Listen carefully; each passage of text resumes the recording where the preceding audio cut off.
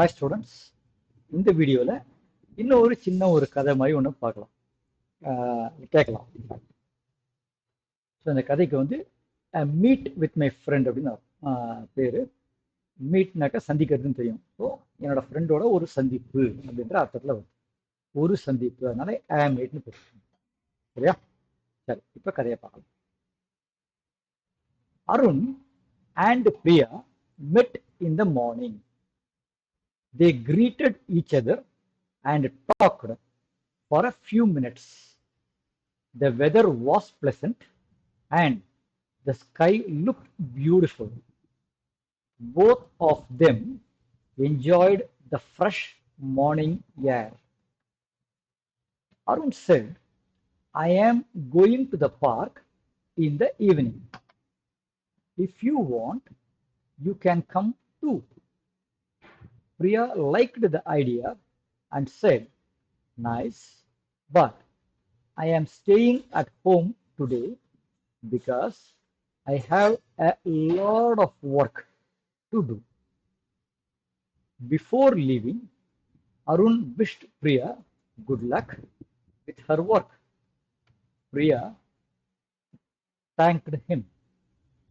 They wished each other a great day and then went on with their plans. So இதுலேயும் திருப்பியும் இந்த கீழே கோடு போட்டுருக்குது, அண்டர்லைன்னு சொல்லுவாங்க. அண்டர்லைன் பண்ணியிருக்கிற வார்த்தைகள்லாம் புதுசு உங்களுக்கு, அதை மட்டும் குயிக்காக பார்த்துடலாம். மார்னிங்னா காலையில், காலை நேரம்.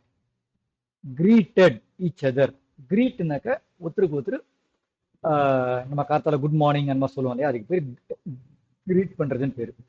ஈச் அதர் அப்படின்னா ஒருத்தர் அவங்க கிரீட் பண்ணிக்கிட்டாங்க.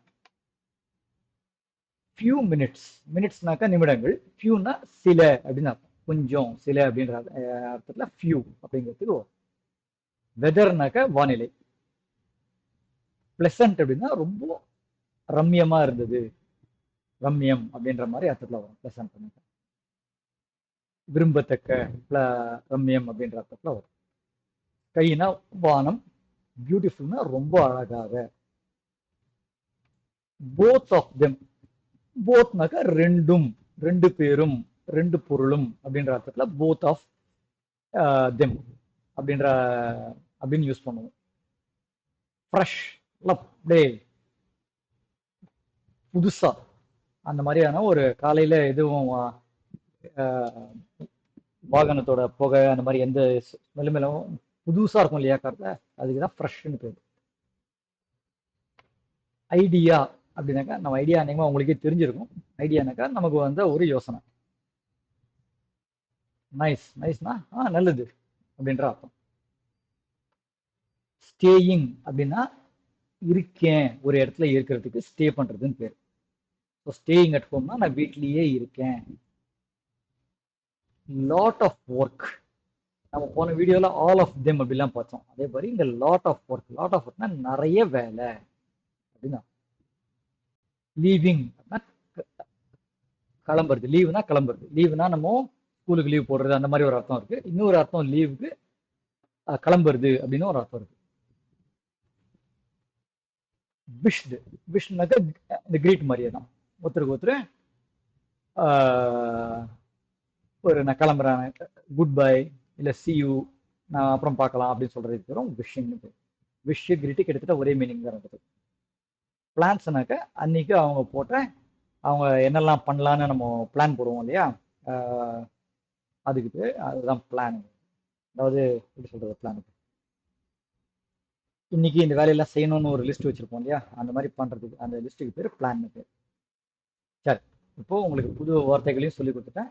திருப்பியும் ஒருத்தர் வீடியோ கேளுங்க, கேட்டுட்டு பாஸ் பண்ணிட்டு கேளுங்க, பாஸ் பண்ணுங்க, உங்க அர்த்தம் ஒருத்தர் சொல்லி பாருங்க, அதுக்கப்புறம் ரன் பண்ணுங்க. நான் தமிழ்ல அர்த்தம் சொல்றேன். ஓகே, இப்ப தமிழ்ல அர்த்தம் சொல்றேன். அருணும் பிரியாவும் காலையில சந்திச்சுக்கிட்டாங்க. அவங்க ரெண்டு பேரும் ஒருத்தர் குட் மார்னிங் அந்த மாதிரி சொல்லி அவங்கள விஷ் பண்ணிக்கிட்டாங்க. பண்ணிட்டு கொஞ்ச நேரம் பேசிக்கிட்டு இருந்தாங்க. வானிலை ரொம்ப ரம்யமா இருந்தது, வானமும் அழகா இருந்தது. ரெண்டு பேரும் அந்த நல்ல புதுசா இருக்கிற அந்த காத்தால இருக்கிற அந்த அந்த காற்றை ரொம்ப விரும்பினாங்க, ரெண்டு பேரும் என்ஜாய் பண்ணாங்க. அருண் சொன்னா, நான் சாயந்தரம் பார்க்குக்கு போறேன், உனக்கு விருப்பம் இருந்தா நீயும் நீயும் இந்த டூனாக்க அவர்களும் அப்படின்ற மாதிரி அர்த்தத்துல முன்னாடியே பார்த்தோம், நீயும் வரலாம். பிரியாவுக்கும் அந்த ஐடியா, அந்த யோசனை பிடிச்சிருந்தது. அவ சொன்னா, நல்லா இருக்கு, ஆனா நான் வீட்லயே தான் இன்னைக்கு இருக்க போறேன், ஏன்னா எனக்கு நிறைய வேலை இருக்கு. கிளம்புறதுக்கு முன்னாடி அருண் பிரியாவுக்கு திருப்பியும் விஷ் பண்ணான். குட் லக், குட் லக்னா ஆல் தி பெஸ்ட் சொல்லுவோம் என்னமோ அந்த மாதிரி, குட் லக்,